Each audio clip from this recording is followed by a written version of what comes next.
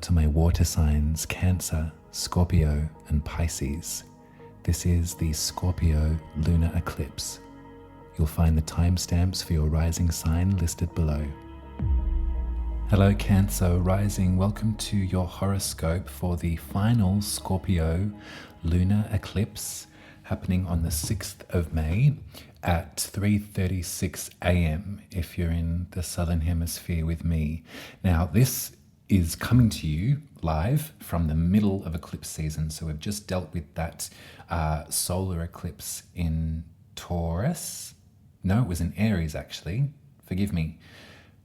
This lunar eclipse in Scorpio is the final chapter in a 3-part series. So we've got a couple of dates to go over and a couple of memories to bring back into the room, if we may.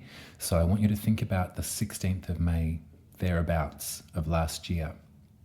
This was the first lunar eclipse in Scorpio that we experienced in this series of eclipses. It's a story that's been sort of gently unfolding and revealing itself over time.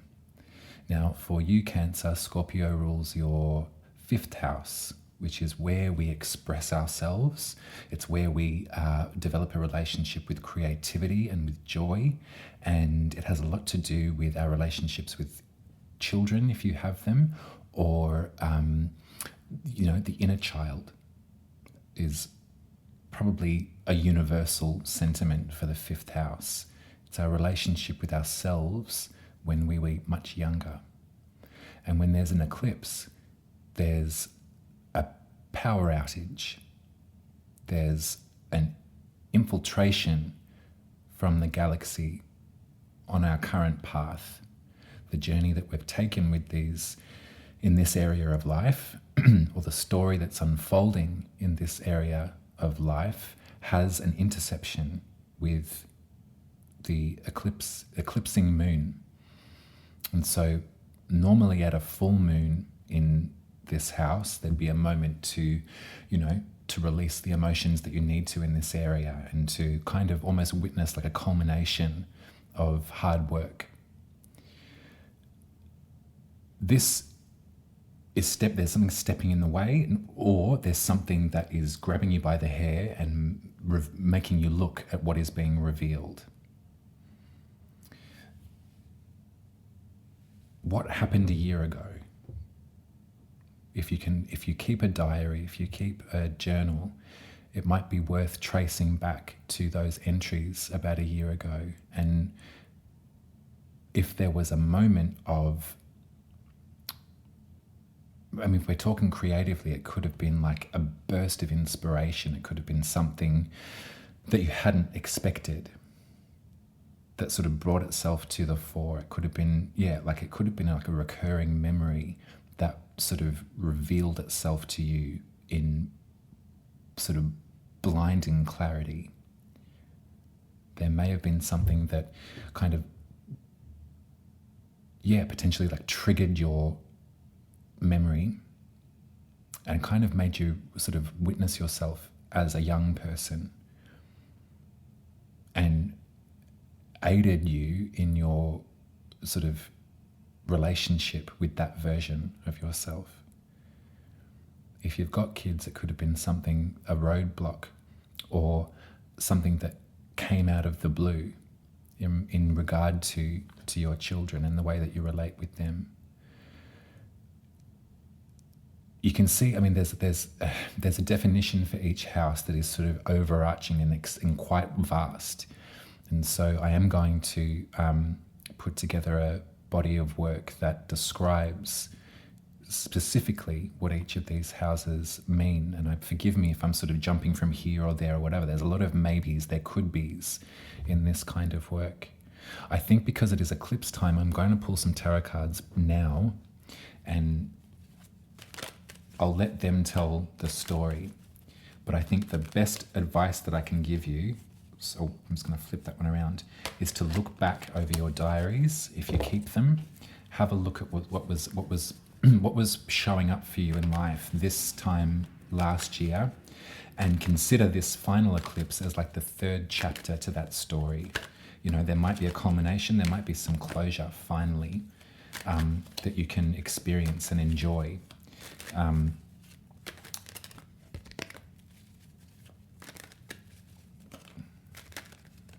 Wow. Okay. So another thing to make mention of is that Mars, the planet that brings with it a pretty heavy hand and fiery words, is in your first house. At 21 degrees of Cancer is Mars. You know, Mars is the warrior. Mars is the one that brashly moves forward. And so I kind of like to think that maybe there's something of support on your team right now. There may be something that's sort of buoying you on. There's something in your back pocket that you can hold on to like a talisman that's sort of keeping you in a space of courage to face these short circuits. Could be misunderstandings. It could be that you've had to, if we're talking about creativity, it could be something that you've had to reroute the project. But it's, yeah, I'll say it again. It's kind of like we can look forward to it being like the final chapter in a story that's been going for some time, and hopefully that there'll be some revelations for you. There'll be something that's revealed. The tarot is telling me a really beautiful story. I got the World, I got the Wheel of Fortune, and I got the King of Wands. Now you can see with these two cards, they're very similar. One is an exclamation of congratulations. The World card says to us, well done, well done. When cards like this come out in a reading, there's not much else to do but to bear witness to your progress. And as maybe challenging or difficult as your recent relationship with your fifth house has been, it feels to me like the lessons are sort of really being folded in and incorporated into your being. You understand why these things continually show up and continually happen. This pressure or this conflict, this confrontation is not letting up, but you've found ways to be able to deal with this, and you've really gone inward, journeying back, finding that little one, that young version of you, and you've held them by the hand, you've picked them up. I've got Drop Dead Fred in my head right now. I don't know if you've seen that movie. You know, there's that final scene where Fred kind of,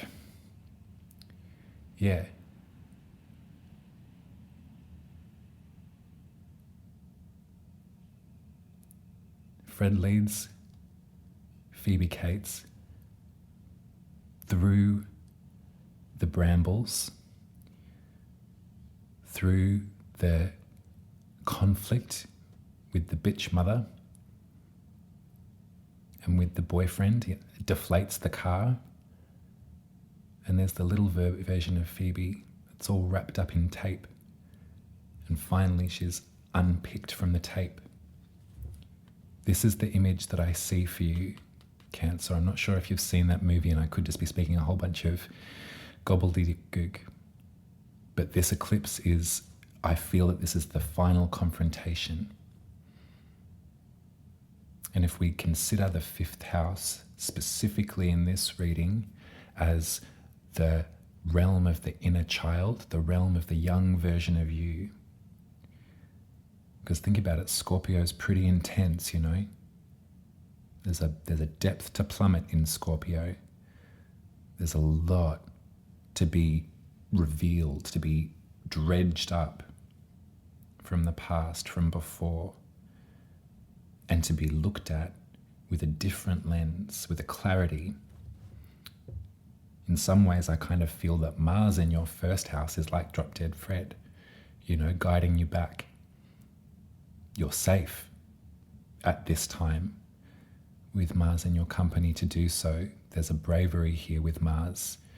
that you can embody as you confront some of these trickier things from the past. Take off that masking tape that's kept you bound for so long. The other card that I got is the Wheel of Fortune. You can see the similarity there. This is a brand new trip around the wheel. This is good fortune. So from that space that the universe is telling you, bowing before you, well done. Well done for getting through this, for facing it. Now we get to look forward to spinning that wheel again, seeing where the next adventure lays. Where are we going? Where are we traveling to next? It's been a good solid 12 months of instability and of fear. There's a lot of fear in Scorpio. Another thing to remember though is that Mars, the planet, does rule Scorpio. Mars is very helpful in Scorpio mode. Mars helps us be brave to go there, to fight the dragon. I got the King of Wands too. Speaking of drop dead Fred. King of Wands is someone that's pretty out there. They're a magical thinker. When they're on a roll, they're on a roll. They can make something out of nothing, and they can help encourage other people in their company to do the same thing. King of Wands is very supportive of magical work. I've seen beyond the perceived limitations that might confront us in life. And so from this battle,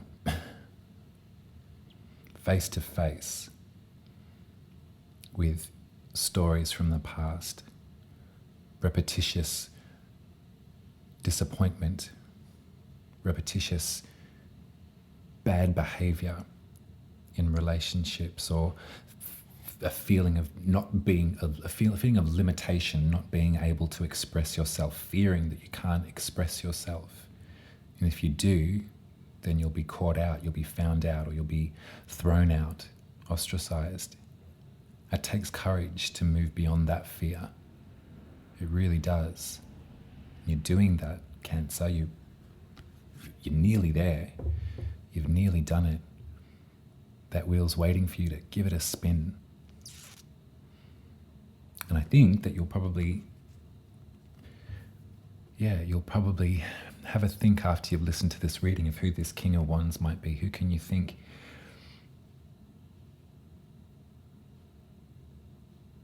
I mean, it just looks like Drop Dead Fred to me. I'll be honest with you. I don't know if you had a imaginary friend when you were young, or if you can relate to that idea of keeping good company with yourself, you know? That idea of like imaginary friend or spirit guide or something like that. But they're with you at this time, Cancer. Their energy is quite strong at this time.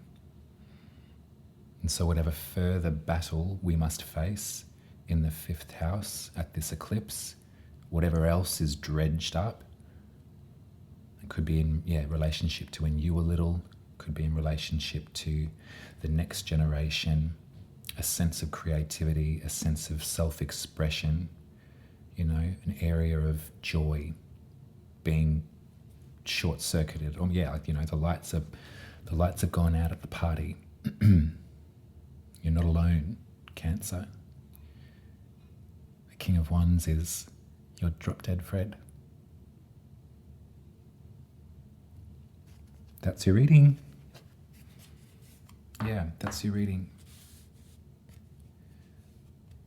It's funny to do these.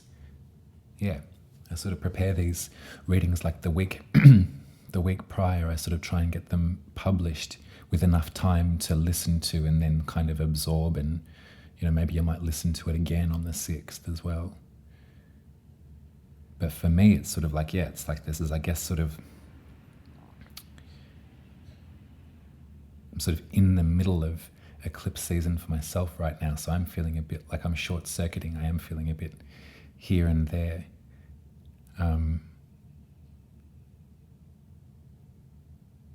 But I guess,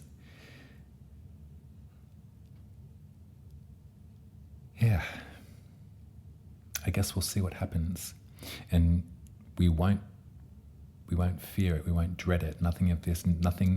None of this language is given or offered to, predict anything dreadful. It's simply here to keep you company if you've been feeling destabilized, if you've been feeling a bit shaky, if you've been feeling, energetically that things are sort of pinging and ponging all over the place.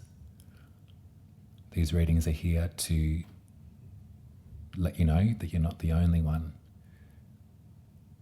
and that if we can allow it to happen, allow whatever needs to fall away, then we can move through, and we're not alone when we do it.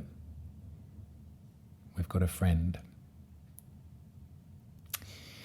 I'll speak to you in 2 weeks, Cancer, and there'll be a new moon in Taurus, one of which we've not had much say in for the last 18 months or so. This will be a nice clearing. The dragon's head is further enough away from Taurus at this next lunation that it won't gobble up the sun. So we'll get to make a wish. But until then, head to umaruby.com, get your birth chart read by me, book yourself in a place. If you're confused about sun signs and moon signs and rising signs, I would really encourage you to get your natal chart read by me. And I can explain to you the differences between the different significations and can show you the picture, the snapshot of your proof of existence on this planet. Check it out. I love you very much, and I'll speak to you soon. You take care, Cancer. Bye.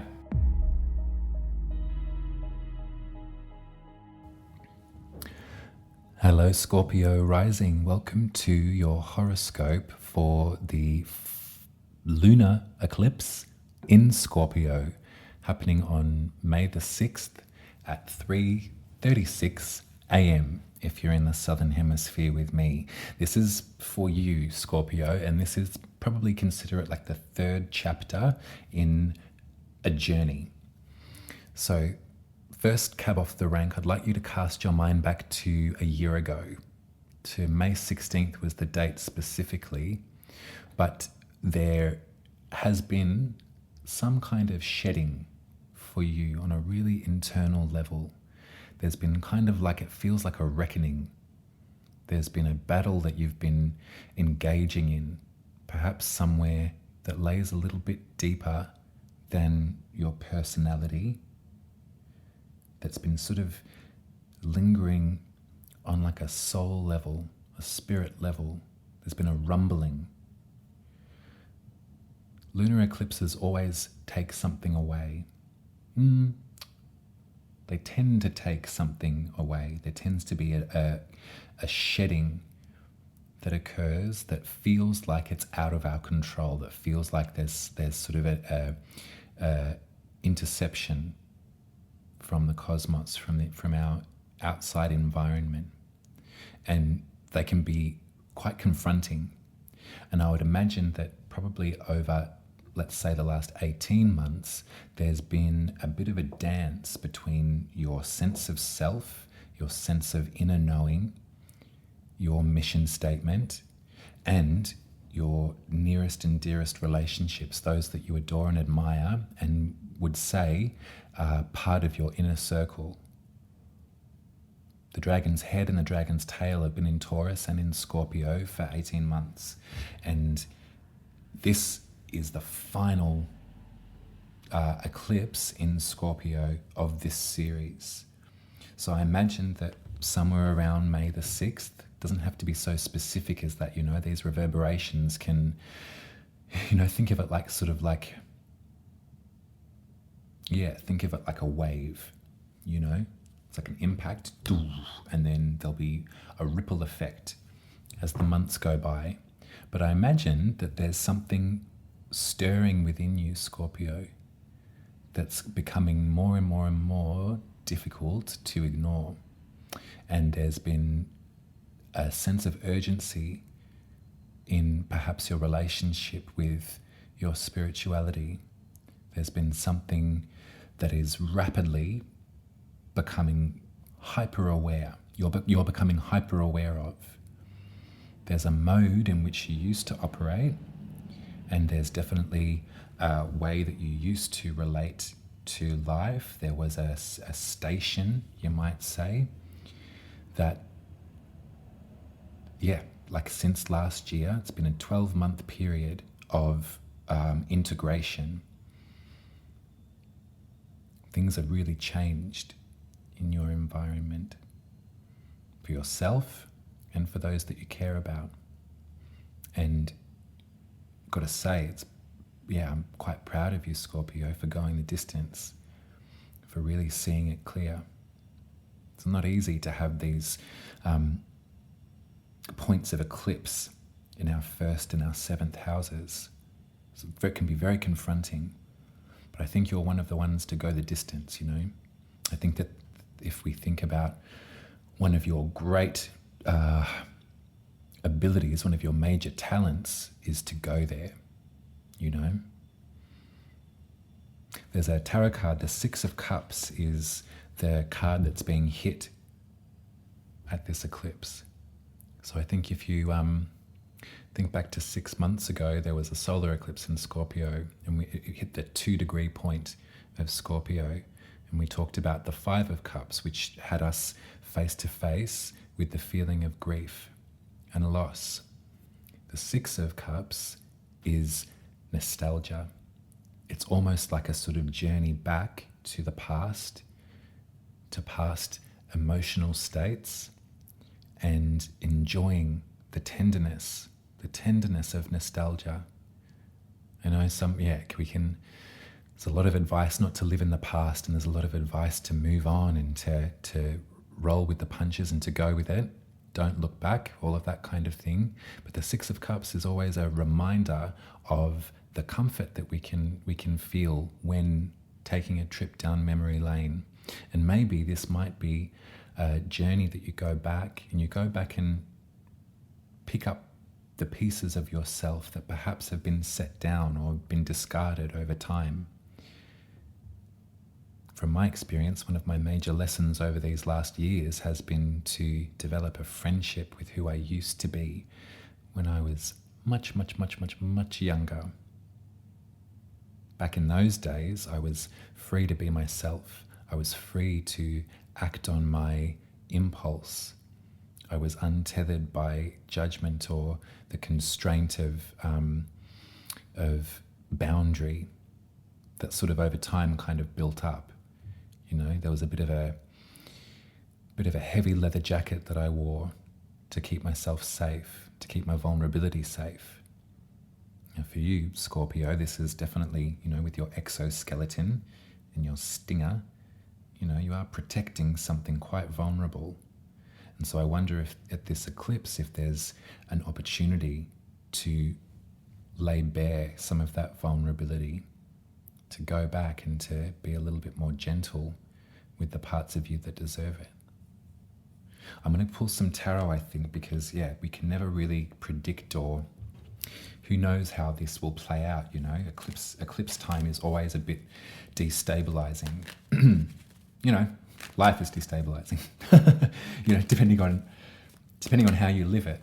But if we're looking at the astrology, we can, there's a gentle rhythm and a pattern that we find as we study the planets and look to them for guidance. But at eclipses, it's always a bit of an outlier, sometimes a bit of a red herring. If you think life is going one way, and then there's a roadblock, or there's a diversion that comes out. So I think at this time we'll look to the tarot, and we'll just really lock into the cards and see what they have to say to you.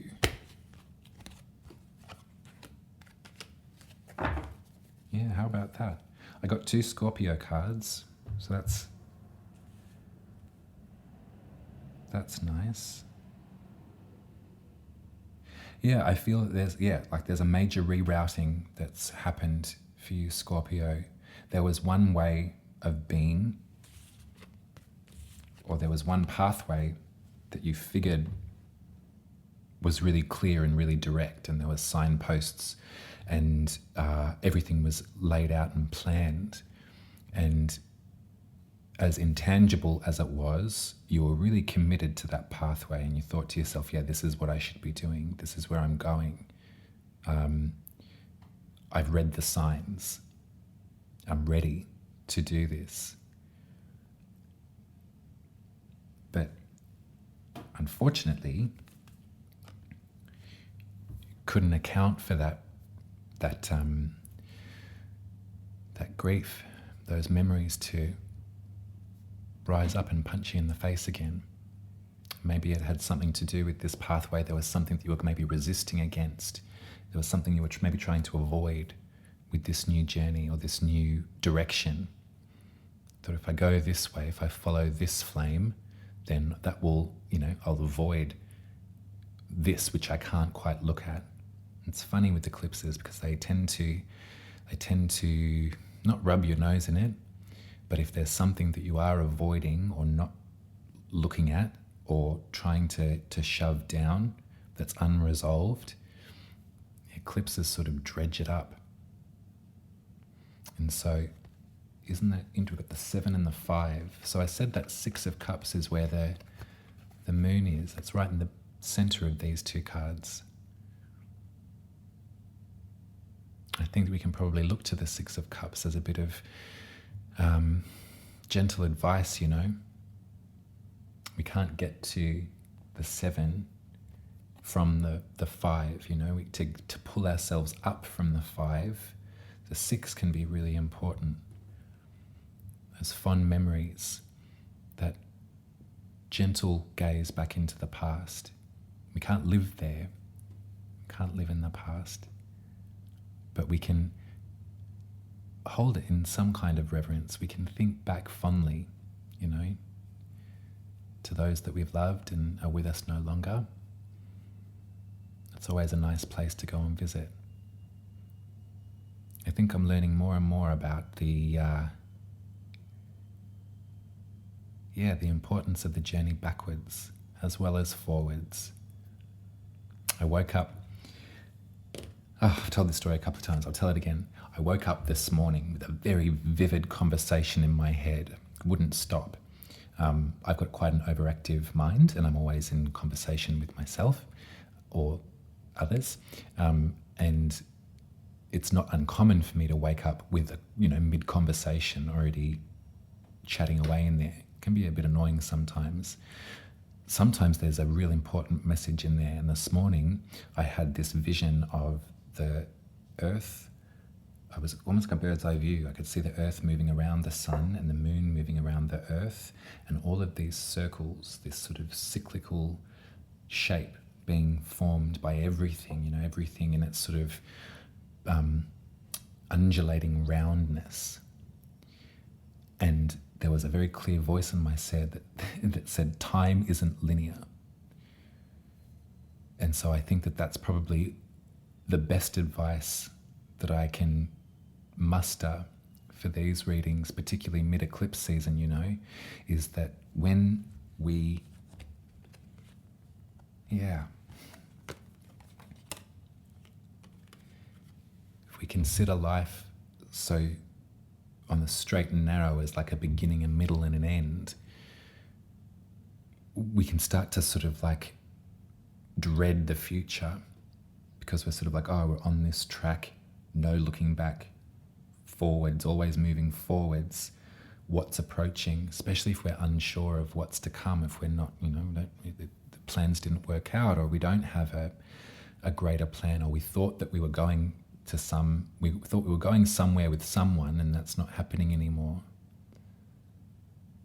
linear, that the straight line can be really like finite and quite spooky. But if we think about time doing this, things going around, us all moving around, every journey as a circle, there's opportunity for us to take little rest stops when we need to at the Five of Cups, to mourn what is lost, what isn't with us anymore, to sit with the Six of Cups and to feel that warmth of nostalgia, the memory, the happier times, and then enter into the Six of Cups and to wonder what might happen next. And then if we need to, back to the Five. There's no shame in, you don't have to get over it.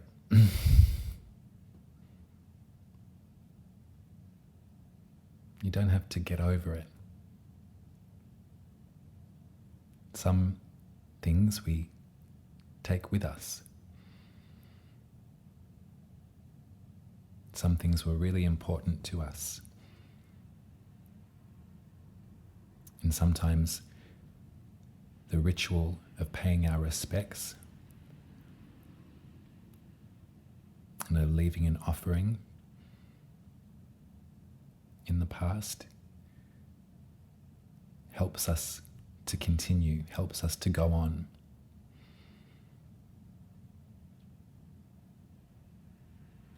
This has been a momentous time for you, Scorpio, and you're doing such a brilliant job.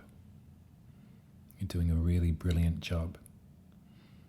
And you're the one to show us the way, You're the one that goes into battle time and time again with the strength to face the depth.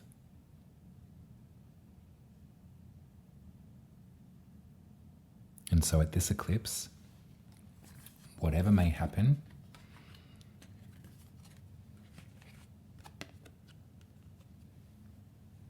you're going to have the courage to pick up tools again and continue on your quest.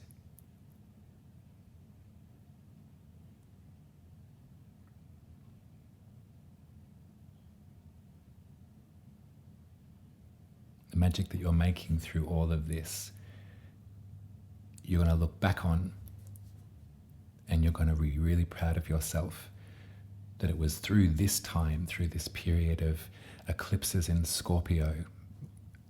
God damn it, I didn't think I had the stuff to do it, but I did it. I did it because I wasn't afraid to look behind me. I wasn't afraid.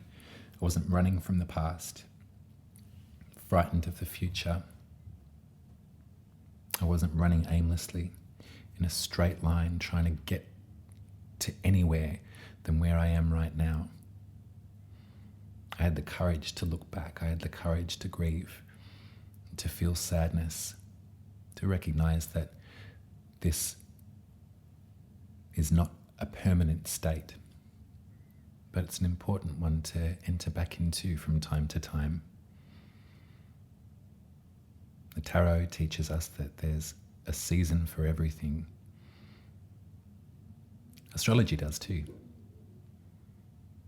If we think in these shapes, we'll be all right.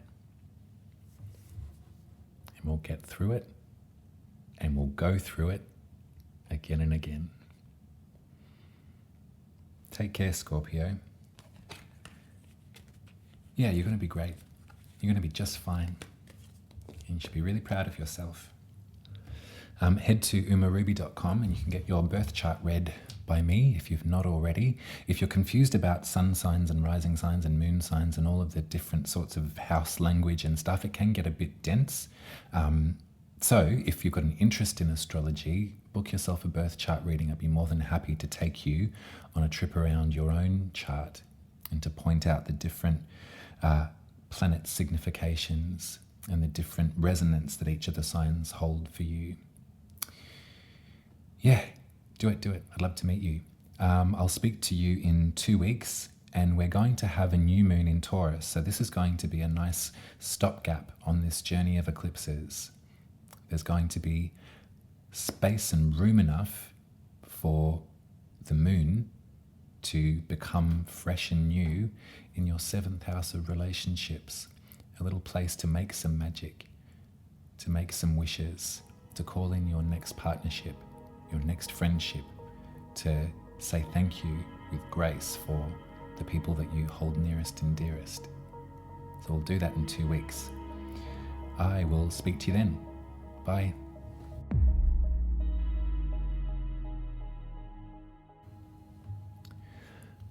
Hello to my Pisces rising pals. Welcome to your horoscope. This one is for the Scorpio lunar eclipse on the 6th of May at 3:36 a.m. This will be all occurring and putting out our lights and changing things around. Now, this is a 3rd chapter of like a 3-part series, I think.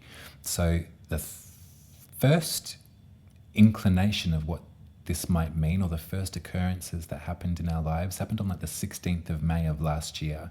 This was the first lunar eclipse in Scorpio of this suite of eclipses. This is the last one. So Scorpio for Pisces rising rules the 9th house, which is where we expand our mind, where we absorb philosophical and astrological lessons. It's where we kind of journey to travel on pilgrimage and on the quest of the mind. So the question that I have for you, I know what happened for me, but a year ago, there was the first chapter of much needed shedding in this environment for you Pisces. And it could have shown itself in many different kind of incarnations. Sometimes the 9th house, with its close associations to religion, there could have been something of your faith system that had to fall away, or something was revealed that had you kind of feeling that almost like a veil was lifted, is really what I'm kind of getting at. For some of us that have like a complex relationship with faith, or a complex relationship with formal religion, the 9th house can be something that we're quite trepidatious of. Scorpio does reveal things, right? Think about your wateriness, Pisces, how absorbent and emotional and beautiful and empathetic you are. And think about the other 2 water signs, which both have a sort of exoskeleton, a structure to protect their vulnerability. Scorpio has a sting in its tail. There's something intense about Scorpio, and think about the fixed water of it all. There's something really frozen about Scorpio too. So your 9th house experienced some kind of revelation, some kind of shedding. There was something that you were brought with face to face that you couldn't deny any longer. And there was things that had to drop away. Now for me, Pisces to Pisces, I have Saturn in Scorpio. This final moon, this final lunation, is hitting my Saturn placement at 14 degrees of Scorpio. And so when I think of Saturn, I think of restriction and boundary. And thinking about Saturn in the 9th house, there's something about sort of skepticism, or there's a sort of regulation. And I'm already feeling it now, but I think that skepticism is shedding for me.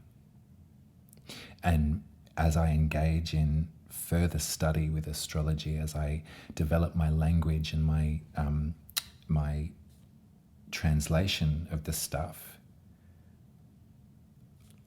I'm really feeling that the last 12 months, specifically with these eclipses in Scorpio, a house that has been pretty barred up for me. There's been a lot of skepticism for me. There's been a lot that I've had to protect myself from in regard to faith-based, how do I say it?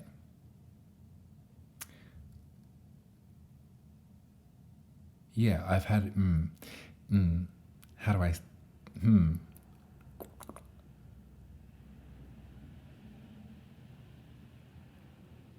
things like thou shalt not, things like, I've had a checkered past with spirituality. There's an innate center of my own spirituality which has existed with me since I was very, very young, since I was a child. And in my life experience, there's been times in my timeline where that's been very, very, very, very taken advantage of, very, very abused. And there's been protections that I've put up in my Scorpio self to keep me safe from religious abuse. And so in my process of coming into greater language with my magic, I've had to stare face to face with some of that stuff from the past. I've had to really, there's been like a reckoning of faith. And the best way that I can sort of describe the eclipses sort of tying into that is, if we think about an eclipse sort of being like a shedding, I really feel that this is like shedding a further layer of that skeptic barrier for me. I think that I feel, as confronting 2023 has been for me so far, there has been grief that I've been met with very strongly on multiple occasions too. I've been staring right in the eye with a lot of intensity, and my faith, as it were, I've questioned that. I've really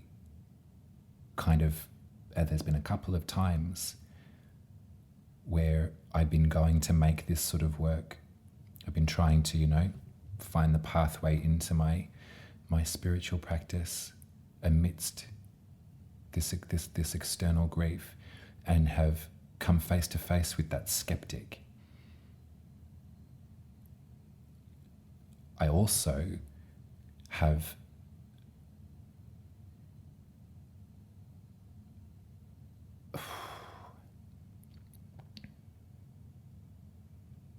I've been able to set that down.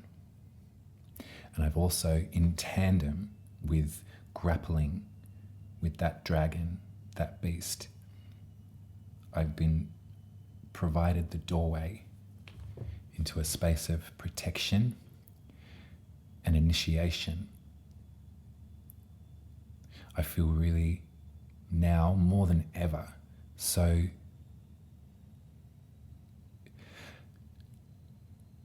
qualified to engage in this kind of work.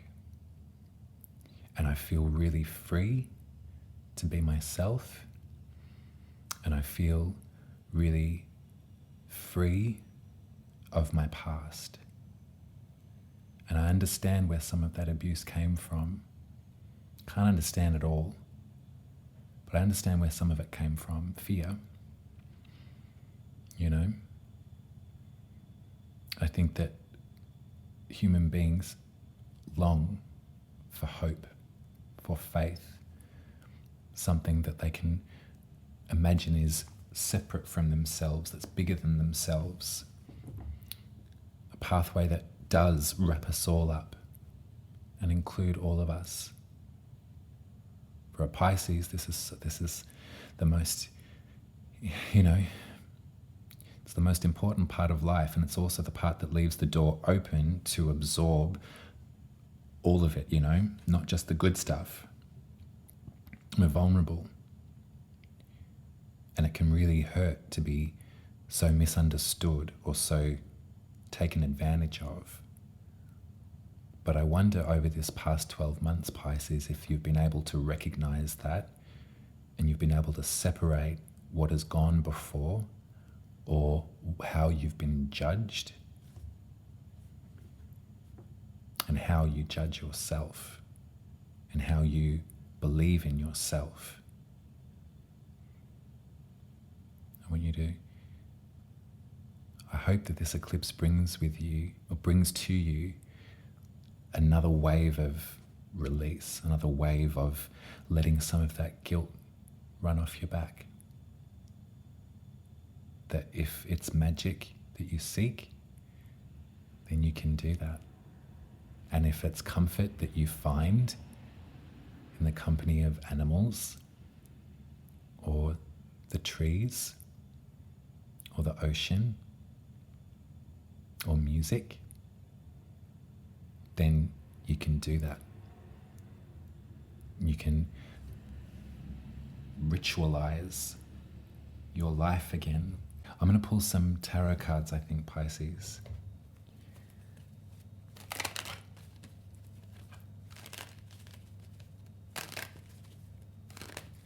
There's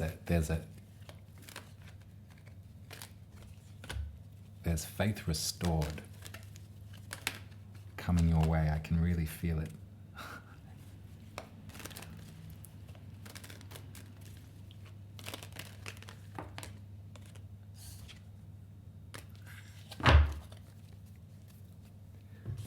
So I got the Moon, which is you. I got the Hermit, which is also your partnerships. Think of Virgo in your 7th house. Think of the beautiful complementary nature of Pisces and Virgo. Think about the ability to swim into the limitless ocean of the collective consciousness that you have, Pisces, and think about the importance of someone who is grounded enough to materialize that into the real world. You could also embody this character as well, you know. I think that for some of us, we've had to steal away. We've had to be alone for a time because there's been a language that we've been developing. There's been a study that we've been engaging in, and there's been lessons that we've needed to take. We've needed to learn them. And we've needed to separate ourselves from the busyness of the outside world to give us enough clarity to really absorb and to really listen. And these lessons are in relationship to our wild nature. I love this card so much, and I think that this is almost like a picture of the Pisces rising at the Scorpio lunar eclipse. You know, something's being dredged up from the depths here. Very Scorpio. You know what else is Scorpio? The 6 of Cups. This is where that moon is hitting. The second decan of Scorpio. 6 of Cups has us remember our past, has us journey back to a time before the pain, before the hurt, before the loss of faith. Back to a time when everything we touched turned to gold, when everything was magic, when we could create our reality with our imagination. So funny that this eclipse is happening on my Saturn too. I'm not the miracle of this card is not lost on me. I intend to go back even further than I already have,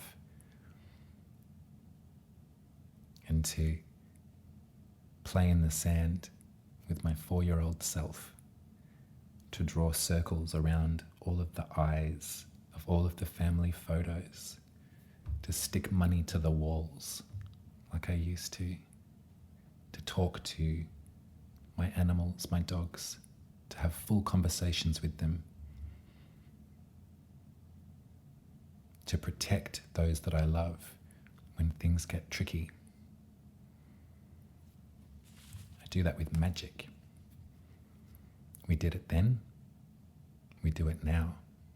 Except this time, we have the power of experience on our sides. We have perspective,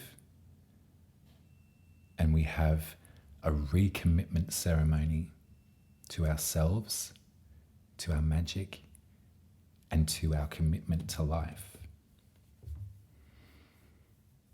We're here for a purpose, Pisces, and it will become all the more clear for you at this lunar eclipse in Scorpio.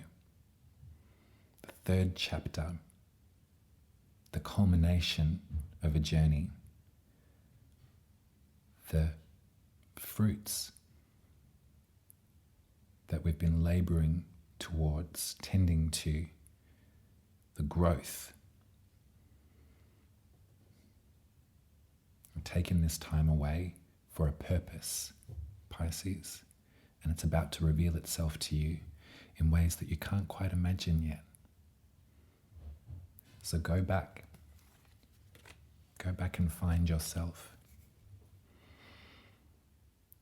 Bring your favorite lilies. Bring your favorite colors. And sit down and paint pictures together. Paint the next chapter. Do you have memories of what you imagined you would be like when you grew up? I do. When I was little, I imagined that when I grew up, I would be a beautiful witch. And guess what? It came true. I love you, Pisces. All the best with the eclipse. Don't sweat it. Don't worry about it. It's going to be all right. This is the third chapter of something we're really looking forward to letting go of. Let it go. The skepticism, the fear, whatever. Chase the dragon, babe. I love you heaps. And I'll speak to you in 2 weeks for a new moon in Taurus. So we'll get to imagine our environment, our neighborhood. We'll get to come back in touch with our folk magic and make some plans. There's a break in the eclipses, and so we'll get to conjure together. Love you. Take care. Bye.